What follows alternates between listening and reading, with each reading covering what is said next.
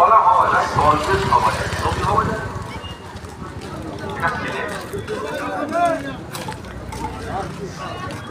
অত বড় মাপের সাহাবা হযরত ওমর, তারপরও তিনার পায়ের আওয়াজ থাকে। আর कैसे का समझा